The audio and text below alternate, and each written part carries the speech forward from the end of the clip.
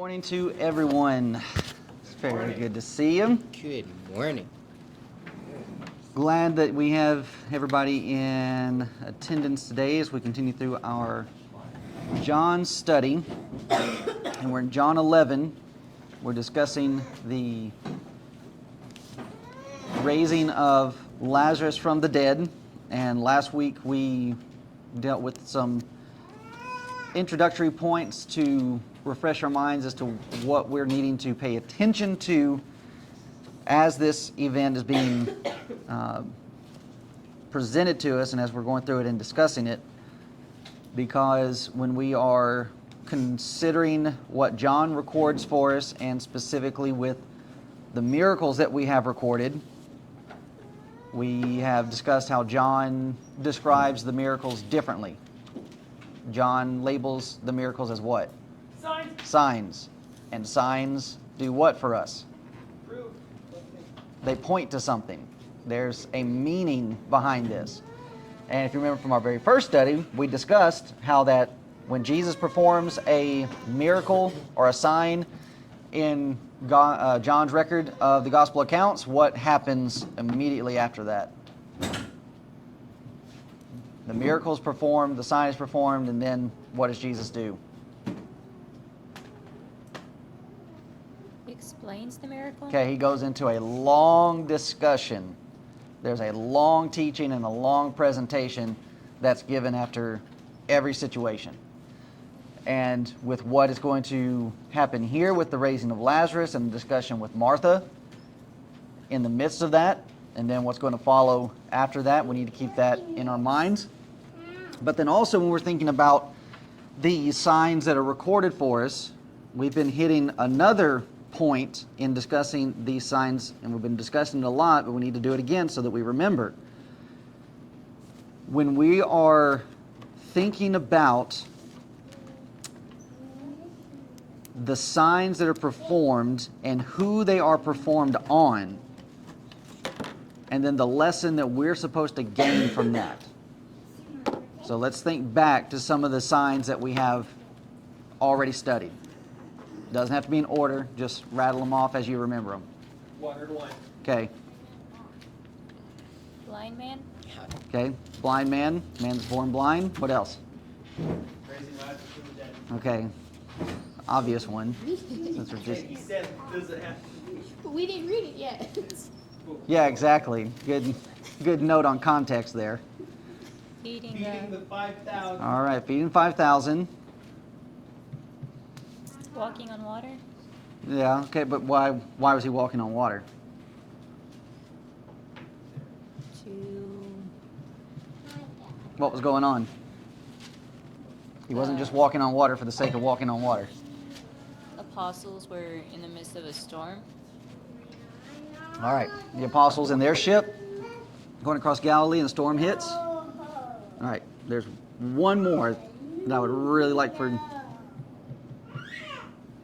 somebody to bring up. Is it knowing that the woman had more husbands? Nope.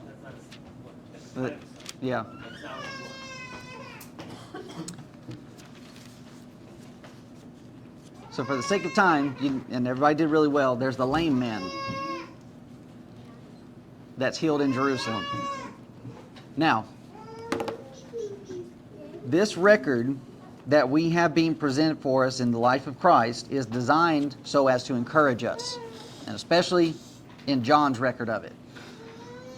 And we studied back in John 10 how that Jesus establishes for us that Christians, as Christians, we have an assurance of God's protection and God's safety for His people. Now, when we're thinking about those signs and everybody that was included in those things, what is a commonality? All the signs are different, but there was still a common theme with every single one of them. He was helping people. Okay, He's helping people. Why is He helping people? Helpless. Because they're helpless. They have a need. And so when we are going through this life, we are in some way, form, or fashion, or at least in some areas, we should be reminded and we should realize our weaknesses and our own frailties and our own helplessness when we are studying this material. That, okay, I'm not physically lame, but I still have the same helplessness and hopelessness that that man had when it came to my need of redemption from sin. And even after being redeemed from sin, here I am, a sheep following the shepherd. All of that is a picture of continual dependence that we're supposed to have on God. Now here we are in John 11, and we have the death of Lazarus. And we discussed this last time. There is not any point in a person's life when they feel more helpless or hopeless than when it comes to the death of a loved one. So what do you need during that time frame? Comfort, help. You need comfort and help. And there's a comfort and a help that can only come through being a friend of Christ. So every sign Jesus performs is to help people, in helping people, is magnifying how helpless they are. And that's a picture of us. But then, this ends up creating another problem in our thinking as we're trying to establish this in a positive view, because in view of our imperfections, like you have some people that they're more sensitive to it than others. So in view of our weaknesses and our imperfections, what do we then start thinking about when it comes to God and our relationship with God? Huh? Okay. But then what does that do? It's discouraging. Okay, it ends up being a discouragement to where we start viewing God, instead of Him being a helper to those that are in need, we just start looking at ourselves as being too big of a case that God can't help. Or why would God help? But even with that, that's not a root problem. That ends up being a symptom of something else. What you got? Lack of faith. Okay. And trust in God's word that He's going to do what He says He's going to do. Okay. And putting ourselves above God's help to us. Okay. And a part of that is that we end up putting a requirement or a Stipulation. on it, on God's help, that He doesn't put on us.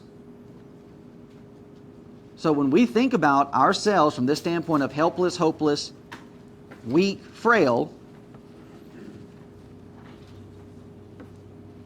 what's the opposite of how a lot of people start thinking about how you're supposed to be when you become a Christian? That you don't need those things anymore. Okay, so let's build on that. What is it that God supposedly requires? Perfection. Perfection. That's not what God requires. If God required perfection, there'd be no need for grace. That's the whole discussion of Romans. If justification could come through the law, then okay, I could just keep the law perfectly and stand before God justified. But what's the problem? I can't keep the law perfectly. And so grace has to step in. That's the reason why we have God sending Jesus. He knows that we're imperfect. He knows about our frailties. He knows about our weaknesses. And that is Him revealing to us that yes, He wants us to obey Him. We all understand that that's a requirement. But then He has given to us this avenue for when we don't. And it's there to help our imperfections, just as what he's doing here. So what He ultimately desires is faithfulness. And that's what you continuously read about through the epistles. The letters that are being sent out to the Christians. It's not about being perfect. Now, it depends on the context of the word perfect, complete, whole. But when it comes to the context of perfectly sinless, you don't find Paul, Peter, John, anybody writing about those things. It's always about faithfulness. Be steadfast. And that's even in the midst of our weaknesses and our imperfections. Now, once we get a handle on that, then that creates in me, and it should create within us, a dependency on God in everything that I'm doing. And it's not because I fear Him. That's another element that ends up playing in that it's not needing to be with us. Everything that's being presented by Jesus at this time is not from the standpoint of fear. Now, granted, that's there for those that are going to do wickedly and unjustly and that are going to live in sin. Well, then, yeah, you should fear God. But for everybody else who recognizes their need of God and is willing to follow God, what's the picture?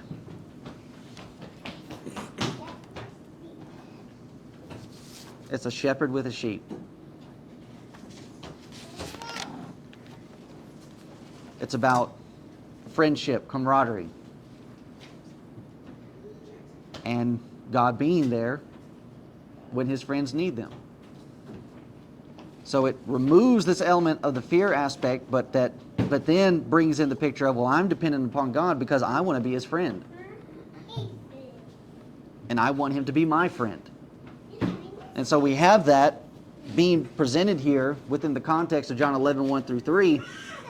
Now a certain man was sick named Lazarus of Bethany, the town of Mary and her sister Martha. It was that Mary which anointed the Lord with ointment and wiped His feet with her hair, whose brother Lazarus was sick. Therefore his sisters sent unto Him, saying, Lord, behold, he whom thou lovest is sick. Now we've been spending a lot of time in discussing this relationship that God has with this particular family, but that He wants to have with all of us. And the usage in the Greek with the word lovest is a continuation of that very thought.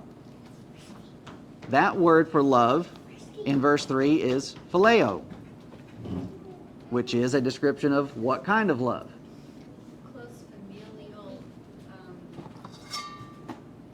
not agave, which is to look out for someone else's best interest. Right. It denotes closeness and family and Okay. like a mother to child. That's right. So we have this in our everyday common knowledge. City of Philadelphia is what? The city of love. Not just, okay, city of brotherly love. No, phileo. That's what's being presented here. That Martha is saying, this man whom you love like a friend is sick. But then once we get to verses 4 and 5, we're going to find that Jesus is going to use a different word. And it goes to the point that Jamie just brought up. So when Jesus heard that, He said, this sickness is not unto death, but for the glory of God, that the Son of God might be glorified thereby. So as we mentioned in our intro, these things are being done for a purpose. They're signifying something. They are leading to something. And one of the things that this sign is going to lead towards, Jesus makes mention of in this verse. At the end of verse 4, when He makes the statement that the Son of God might be glorified thereby. And we made mention in our Matthew study and again in our John study, what does this phrasing, especially when it comes to glorification of Jesus, have its reference to?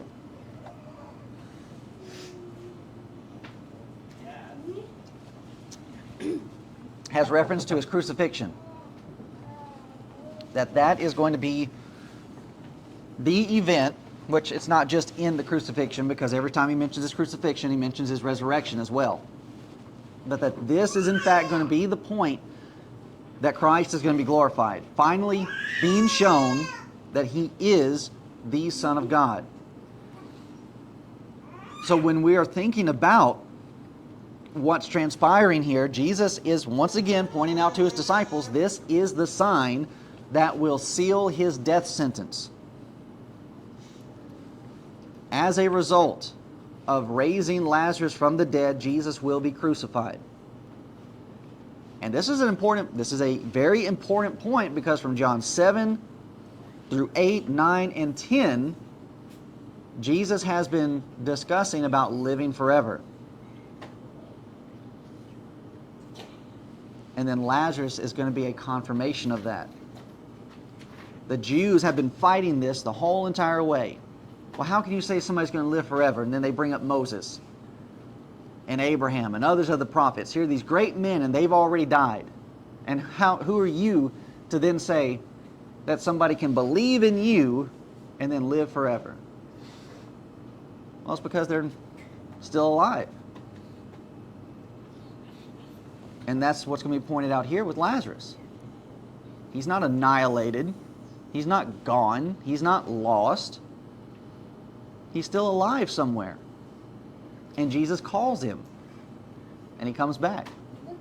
What you got, Jamie? Well, Speak loudly for the whole okay, class. so as people in general are studying and they come across this verse and they see that it says the Son of God might be glorified thereby, how is it that just somebody who's maybe not intensely studying, how do they get from that he's speaking of his death and he's ensuring his death sentence? We know that he is, but how, because I mean, you could just be reading it for not really delving into it. How Right. do you go? Is it just because keeping in mind all the other times Yes. you're talking about Yep. it?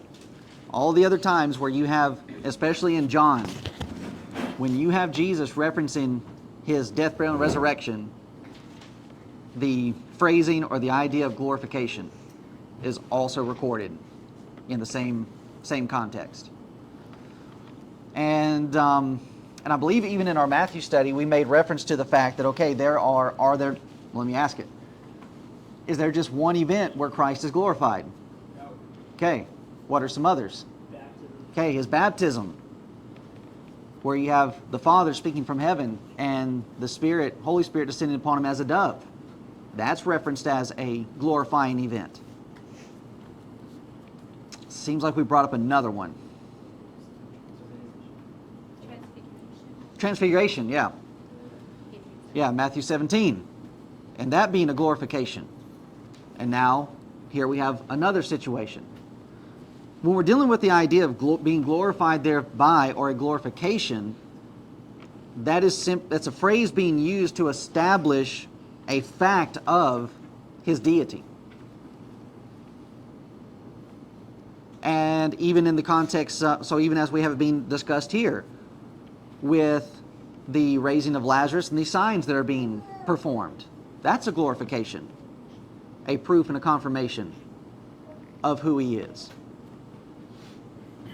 But then when it's used in these kinds of contexts, so I'm not trying to negate or remove it from those others, but in view of it in its context as it is here, and especially with what Jesus is going to say in just a moment, it's in connection with his death, burial, resurrection. So, make sense? Okay. Now here's the thing, as Jesus mentioned this, Jesus knows that this is coming. Once again, we are unraveling and undoing the premillennialist idea that, okay, God had a plan A of saving Israel. Israel rejected Jesus, and then plan B had to come with the church. And that God wasn't expecting them to crucify him. No, God knew that this was going to happen. And even as this is playing out, Jesus is going to have a desire to go back into this area to help Lazarus, and the apostles have a question for Jesus that's going to further establish this for us. But when we are considering also, in the grand scheme of this, of what's being taught to us and what's being presented to us, Okay, we have a resurrection that's happening, and Jesus is confirming that, and that he is able to conquer death. But in conquering death, what else is Jesus showing that he's conquering? Sin. Because it is by sin that death has entered into the world. That's what Paul writes to the Roman church. Why is it that man dies? It's because man has sinned. And so by Christ, by Jesus at this point, conquering over death, he's showing to everybody, I'm not just coming to conquer over death, I'm coming to conquer over sin.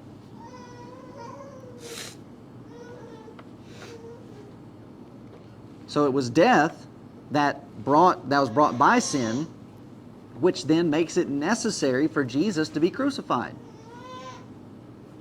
An offering of himself and shedding of his blood, so that we could be free from sin and thus be free from the punishment of death. We have it here in a nutshell, what all of this is about. But then we also have it being presented to us that this is being done on the part of God. The motivation that God has in laying all of this out for us and performing this for us is shown to us by what's stated in verse 5. That when John records for us here how Jesus felt towards Martha, Mary, and Lazarus, and it says, now Jesus loved, and the word is agapo. That word agape. And that this is deeper than just that brotherly, familial love. It is a deep, continuing love, and that it is a deep purpose for the good of someone else. Exactly what Jamie said a moment ago when we were looking at phileo. But we have a lesson here about how love can operate sometimes. And even when it comes to the love of God. In verse 6. Now when Jesus heard therefore that he was sick, he abode 2 days still in the same place where he was.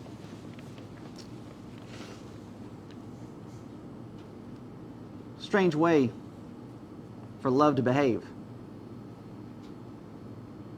It's pretty odd that you have it being recorded of Jesus that he didn't just phileo them, he agape'd them.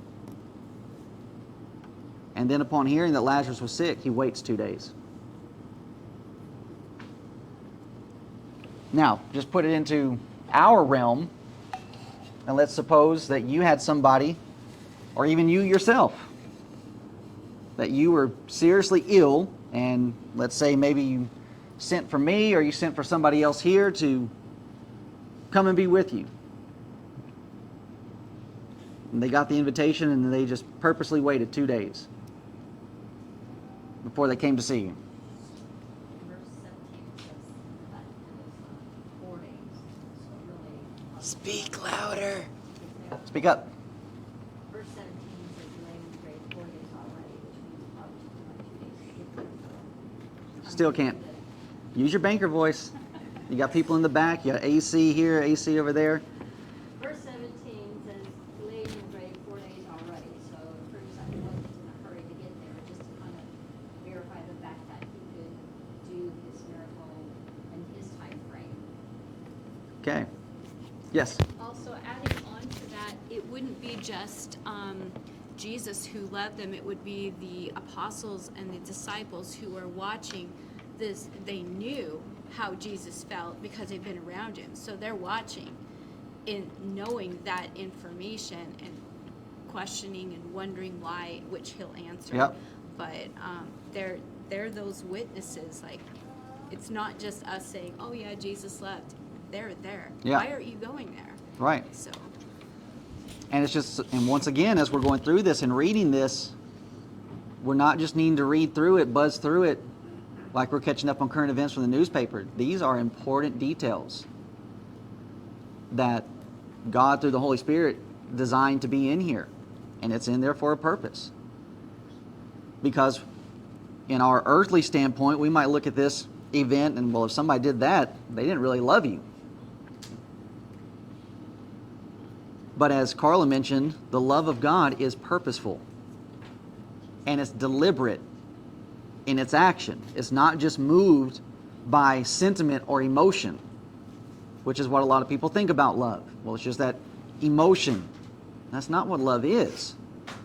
Go ahead. I was going to say, along with him waiting, is there a... Because it has to be the right moment for this to happen, because he's already been healing sick people, and he's already been healing the sick. And if he goes right away and heals them before he dies, then the whole plan... So he's being tempted by his emotions, which Okay. would be a temptation by Satan, would it not? Well, I wouldn't say deliberately by Okay. Satan. That's just... Every temptation doesn't have to be by the devil. Yeah, I just meant there's a temptation there where it's... I want to do it on my own time frame, but Yeah. it has to be on God. Right. God's, yeah. Yep. And for this to be what it is designed to be, and that it's a sign of the resurrection, well, if Jesus, like Reese said, if Jesus gets there before he dies, you've just thwarted your own purpose. But that's where emotion would get in the way of that. And that it's, well, okay, let me go ahead and stop the pain. But if he had stopped the pain, where would the lesson be? There would be no lesson. So you see, we're already getting into the meat of what we're needing to consider from this event.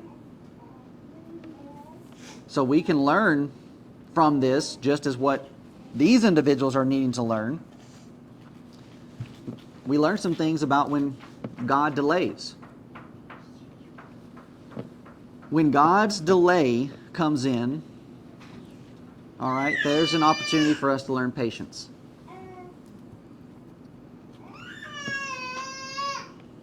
And that when we go through our daily lives, I'm sure there are things that all of us are praying for, and that we're wanting God to do certain things on behalf, and then nothing happens, and we get to thinking, well, okay, there's no answer.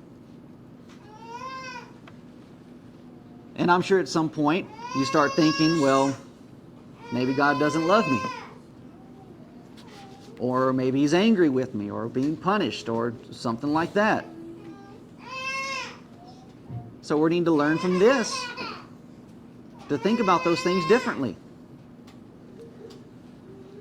It's very likely that those two sisters, after sending word to Jesus that, okay, Lazarus is dead, and then he doesn't show up, well, something's happened. Something's wrong. Or, you know, this is really strange. Maybe something has happened in our relationship. You got to control those thoughts. And it's kind of a situation like with Moses and the Old Testament Israelites, when they're trapped by the Red Sea on one side and Pharaoh and his armies are on the other. What was it that Moses had to say to him?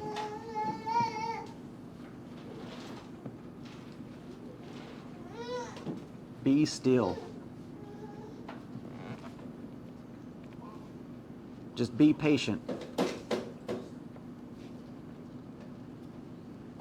Or, number two, we start thinking about this and we think, well, his love has forgotten about us. We need to remember that with this delay, it ends up bringing help at the perfect time.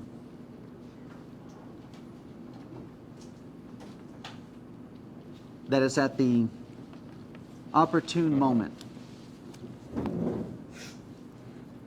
that God's help ends up showing up.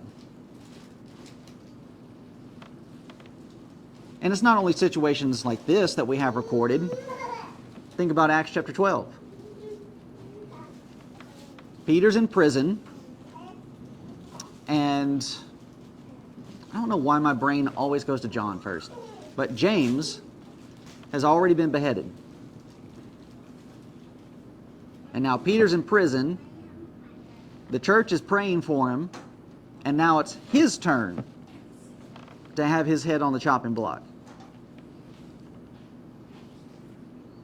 And then help came. And he's set free. When we pray and send our petitions before God for Him to act on something or to act on our behalf, we need to recognize that, okay, we may get met with 3 responses. Could be a no. It could just be a wait.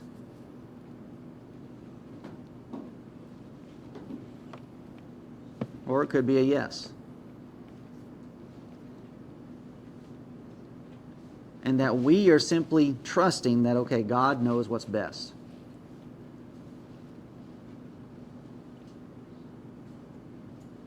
And that God has a reason.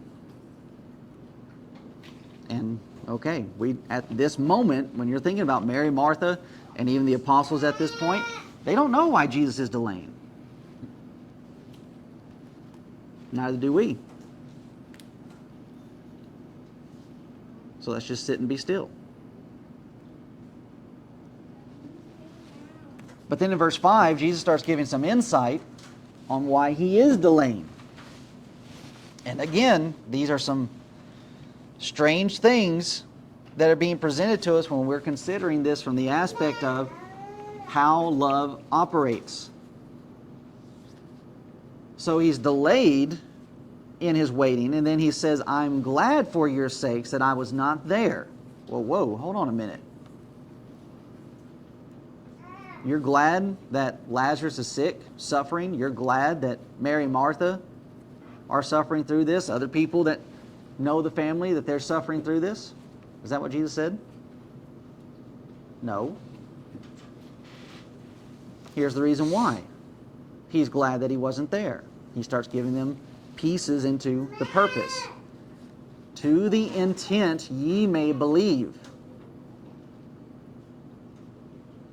There was something they were needing to learn from this.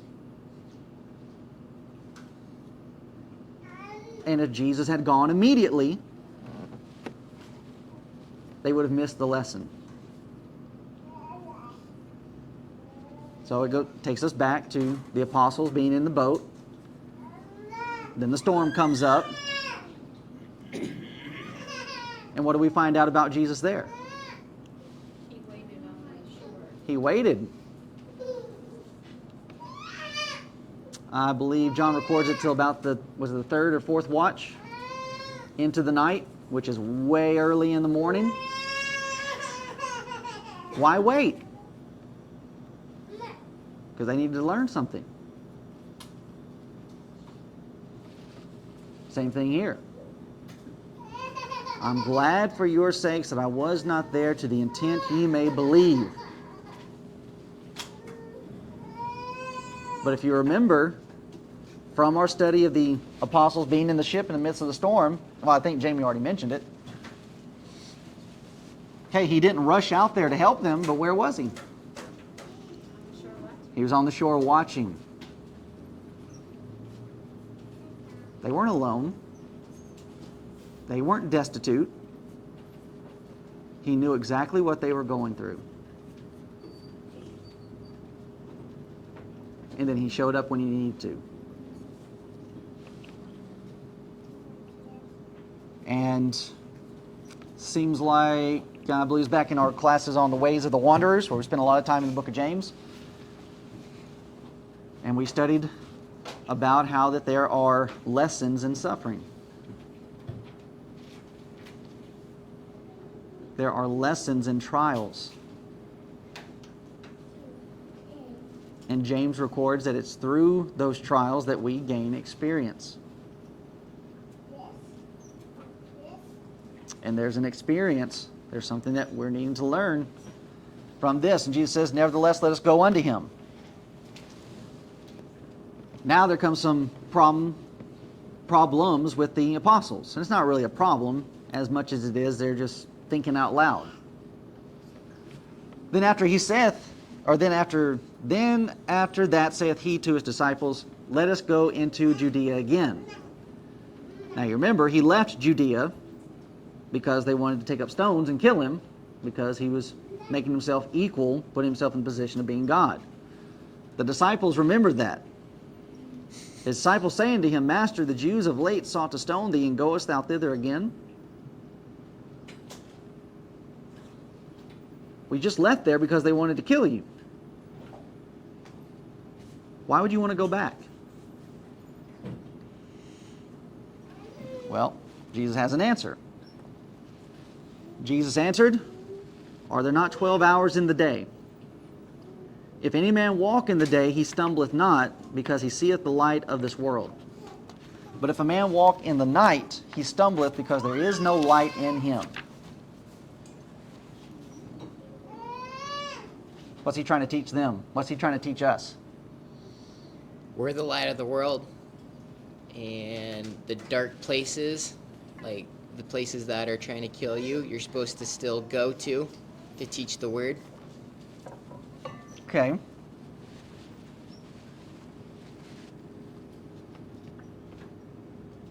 What else? But we have to stay in God's love. Okay. So that his All right. time is limited, so that he only has a certain window to where he can work, and before the night comes and he's not able to be with them anymore. Okay. So I want to build more on Jamie's point, but it's connected to Reese, not so much Rachel.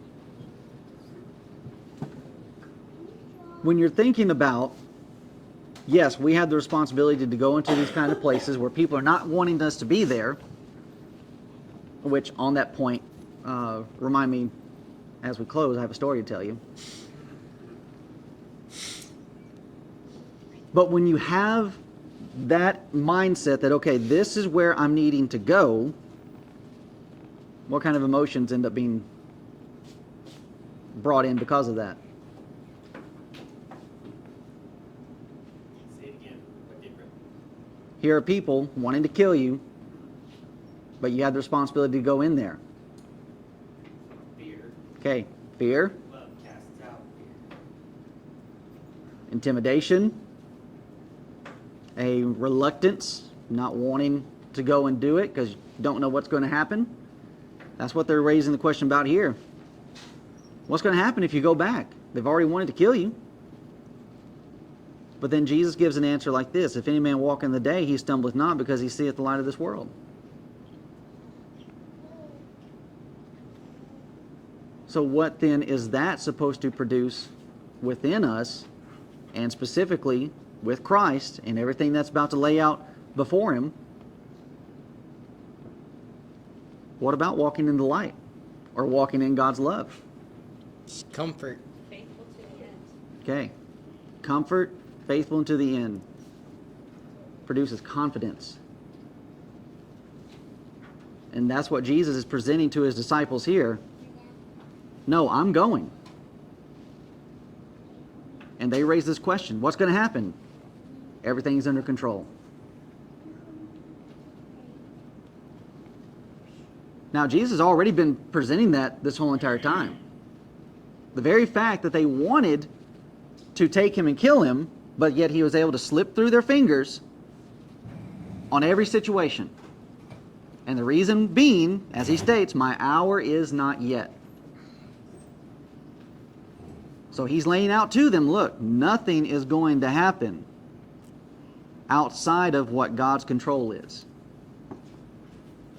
And that's the statement he's making to them about working 12 hours in a day, walking in the light. You don't stumble.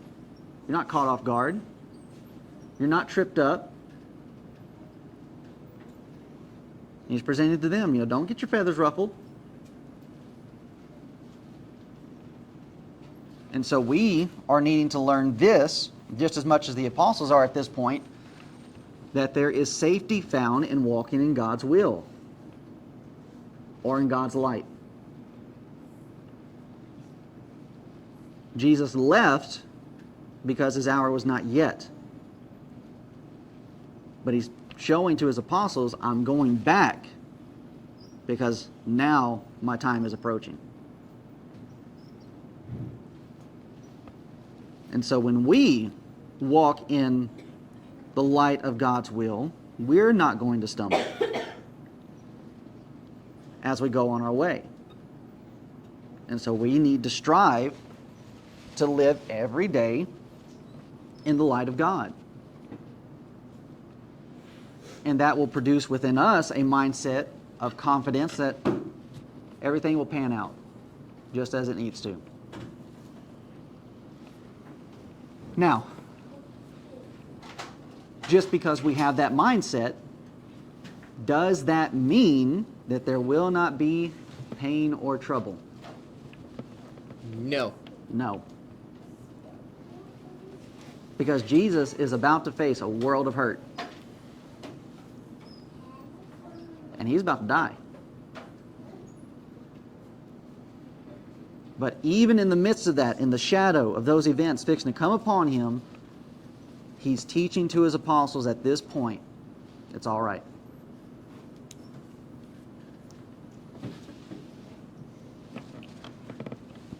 That should be a stress reliever for us.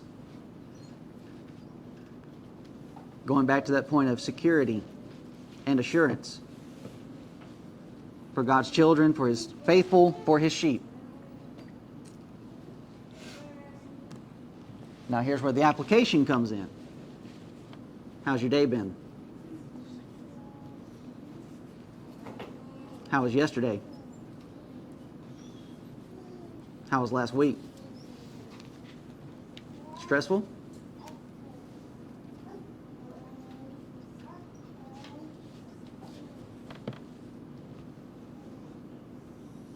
It goes back into our Matthew study, Matthew 6, and about thinking on the things of tomorrow.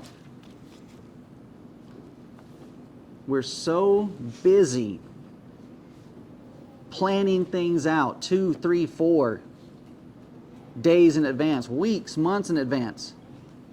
And what do we forget to do? Live in today. That creates stress.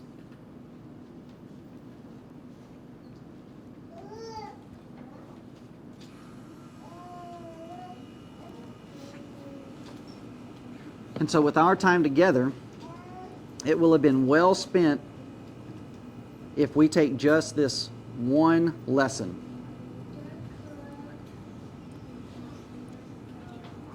And that if I am doing what I can to walk in the light of God, to work while it is day, everything will be all right.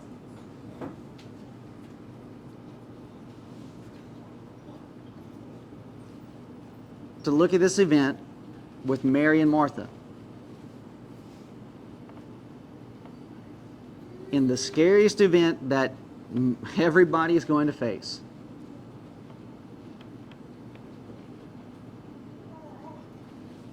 It's okay. We don't have to stress. We don't have to fear. Everything is going to be fine. Well, what if you end up going to jail? What if you end up losing your home? What if this? What if that? What if this? Doesn't matter.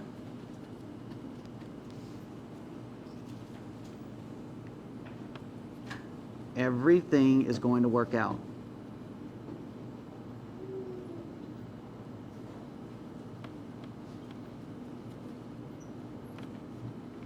Even when it seems like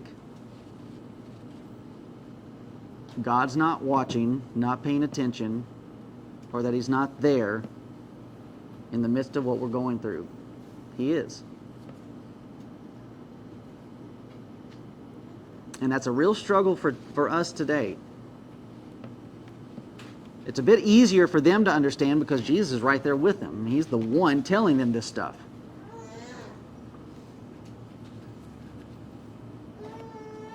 But here we are, thousands of years removed,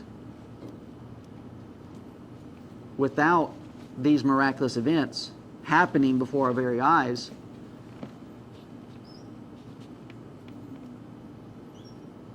to reveal us these things. But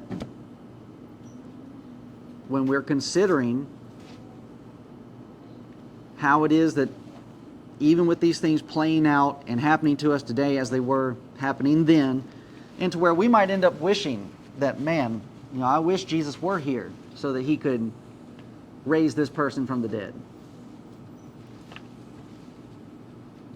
But when we have those kind of desires and we have those kind of wishes, who are we really thinking about? Ourselves. Ourselves.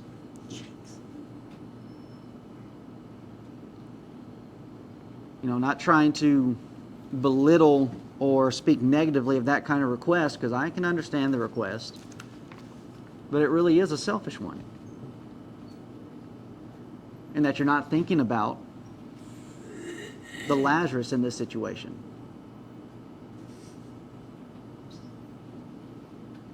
And that if you're really thinking about that other person and how it is that, okay, faithful child of God, they're passing from life into sleep, and you think about where Lazarus is, why would you want to move him from that place to bring him back here? To have to relive through suffering and death again. This is kind of a side thought, just popped into my head, but here we have, as we learn what happens to Lazarus and how he moves from sleep back to life or whatever, we have this written word that people say that they believe in, but yet we have all of these, quote, Christian people who say, I saw the light and I saw this, Yeah. and they have their own version of moving on to the other side, but yet it doesn't match this. Right, yeah. And which, granted, we don't have a whole lot of detail, even though I pulled a reference from Luke last time, and that discussion of a Lazarus dying and the angels ushering him over. Could that be what happens with everybody? Could be. I don't know that it is, but we do have that picture. Yes? Well, I have a question. It actually popped into my head this morning when I was thinking about that along those lines with Elijah when he gets taken up. Okay, right? So there's Elijah, another example. Enoch, and how they are translated, and that there's something being used to carry them from point A to point B. Could that be the way that it happens? Could be. I would hope so. That certainly gives a very peaceful, comforting picture to that scene.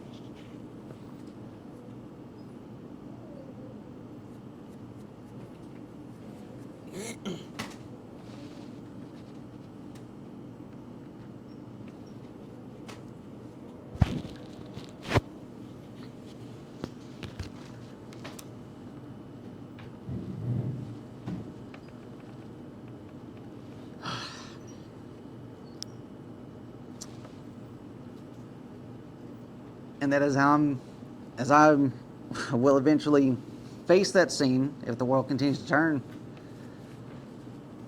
And then I have to worry about how it goes.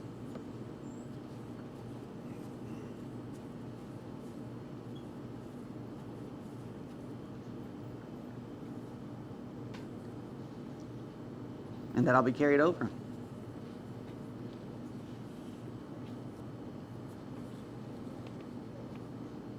And as we mentioned in our last class and even with our sermon, here's another lesson that's being presented. We'll close with this in verse 11.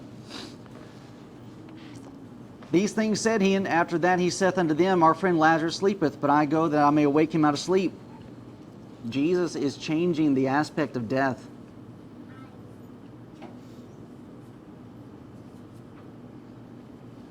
He is changing how we're supposed to view it. It's just sleep.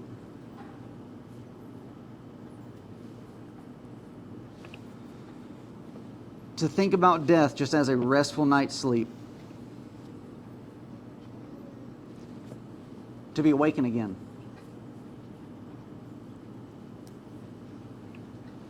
It's designed, this illustration, this imagery is designed to take away some of the fear. No, I'm still afraid of death because I don't know how I'm going to go. But in terms of just the reality, and that's where a lot of people struggle, in that they struggle with the idea of their own mortality. Okay, I'm not going to live forever here on earth. I'm going to die, and that scares a lot of people. But for us, it doesn't need to. And that even with Jesus, in facing the kind of fear that he was able to face. In the Hebrew letter, epistle tells us he didn't go to the cross in fear. It was joy. Why? Because he knew what death is. He knew what was on the other side. And so where we can have the mindset with Paul, and that he gives to us the reality of it, the struggle of it. Yeah, there's a difficulty when it comes to death. Yes, I want to stay. I want to be with people that I love and people that I'm trying to help. But then Paul had another desire. He says, I'm ready to go. I want to go.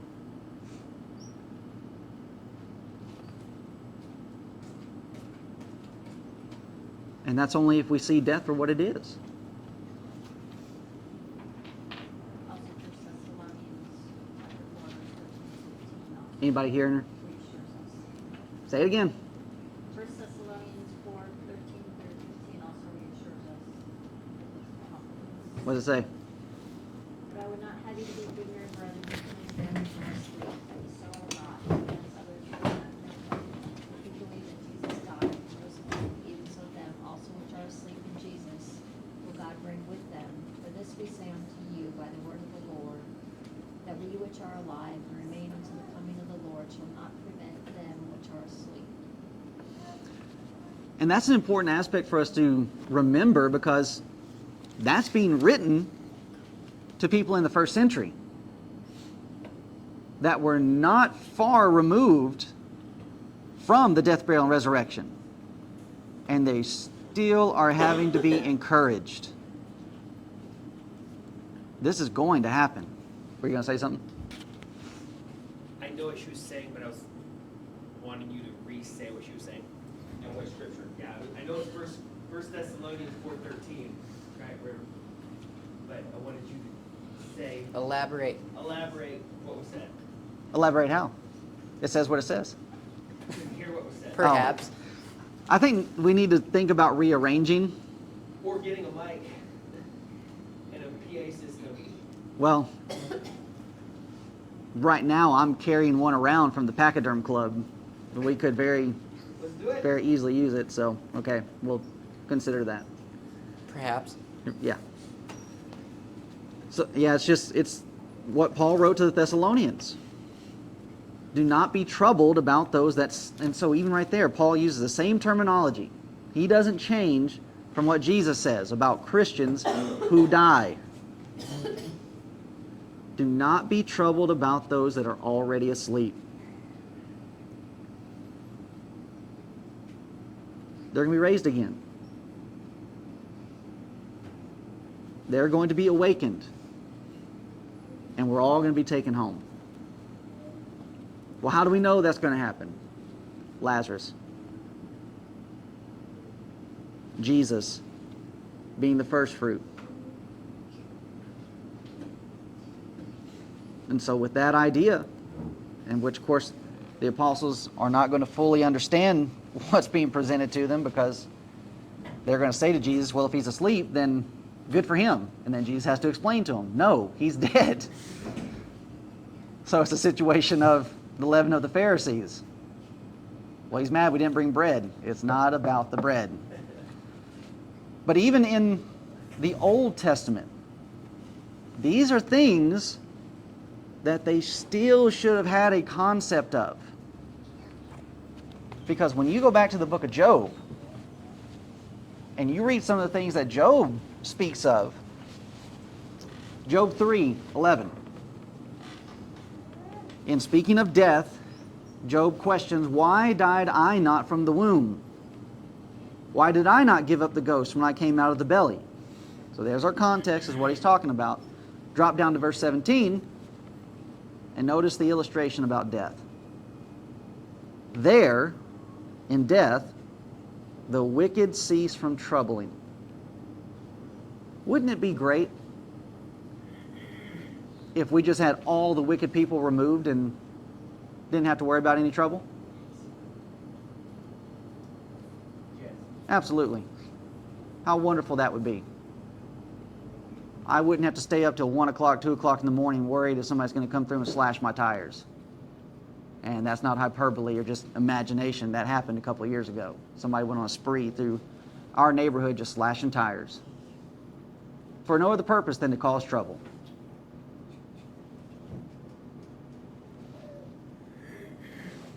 Then the rest of that verse. There the weary be at rest.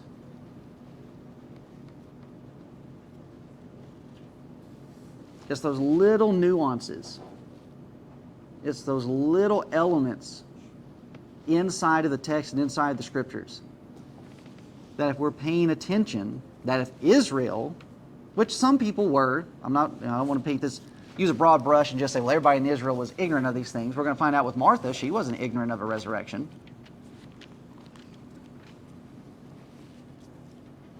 But for the majority of Israel, because they had lost their way and been badly influenced, it's these things right here that they start losing sight of.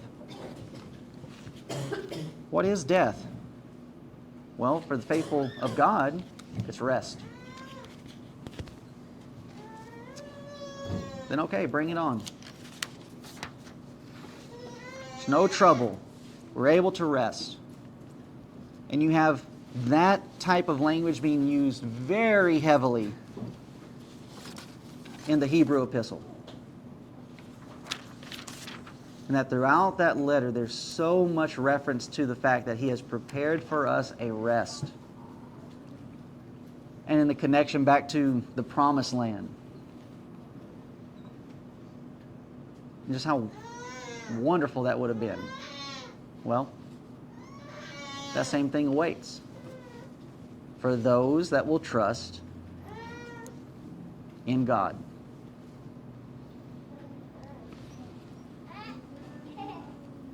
So we will save the rest of Jesus' discussion. Well, actually, you know what? I don't have much on this point. Then said his disciples, Lord, if he sleep, he shall do well.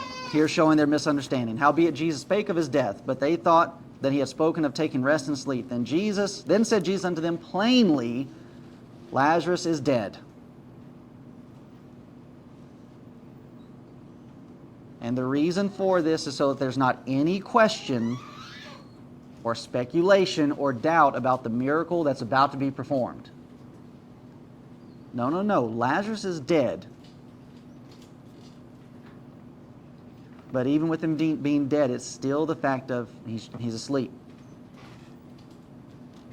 And I'm going to go wake him up. So we'll stop there 14. Pick up 15 next time. Thoughts or comments? Questions? What's this story? Right. Okay. School's back in, and they had a get-together event at the high school for all the teachers, and the bus drivers were invited, and they brought up some things about what's going on in the new school year, and then they had lunch for everybody. I'm sitting down with a bunch of school bus drivers, but they all know different people inside the school system, and somebody comes up and sits down. A couple people come up and sit down with us. Well, one lady comes and sits down with us, and they're all talking, and then she looks at me and asks for my name, and so I tell her, and she says, well, you look familiar. And I said, well, I'm new to the area, so I don't really know where exactly you would know me from. And then one of the other school... Huh? City council. No. So then one of the other school bus drivers speaks up and says, well, he moved here so as to work work with a church, and they meet at the Ronan VFW hall. And her name is Pam, and she speaks up, and she says, "Oh, okay, so that's where I know you from." And I said, "You know me from the VFW hall?" And she says, "Yes, my husband is the commander over that post." And so then I asked for the name, and she said, "It's David," and I can't remember their last name. And I said, "Oh, okay, yeah, I've met David," and so on and so forth. And we talked a little bit, and then, man, I can't remember the context of how this got brought up, but she said, but then also part of the reason why I knew your name was because a few years back, we got a letter from somebody in the community writing to us and saying how that they would like for the VFW hall to not allow us to meet here. And that it was, I can't remember all the verbiage that she used, but, somebody writing negatively about us. And then she said, but, that got me curious. And so I went on to, your Facebook page and was watching some of your sermons. And it's like, I didn't hear anything super radical that would, cause us to be concerned to where we'd want to try to kick you out or whatever. And I mentioned to her, I said, "Well, was it about 2 years ago?" And she said, "Yeah, that sounds about right." And I said, "Well, more than likely it had to do with the casino situation, because we had a lot of people upset at us over that because they wanted to turn it into a race thing, us against the tribe, blah, blah, blah, so on and so forth." And she said, "Yeah, that might have been, around the time, because it was about 2 years ago."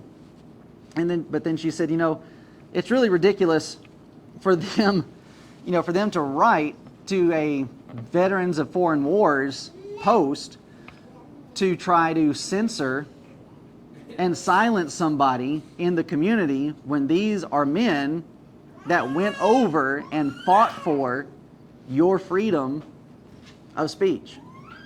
And then we're going to turn around and, kick you out." And she said they didn't answer the letter. And I asked her if they still had it, and she said, "No, we just threw it away." But it's just, yeah. So that was an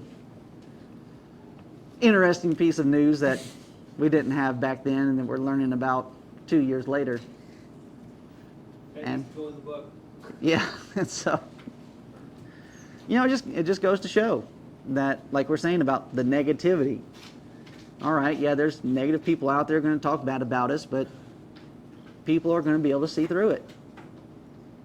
It just takes a little bit of investigation and a little bit of reasoning and just a little bit of thought to be able to just, throw that to the side. Just throw it away. And we move on. So I want to share that with you. All right. Good job, team. Yeah, way to go. Nothing else, so we will stop.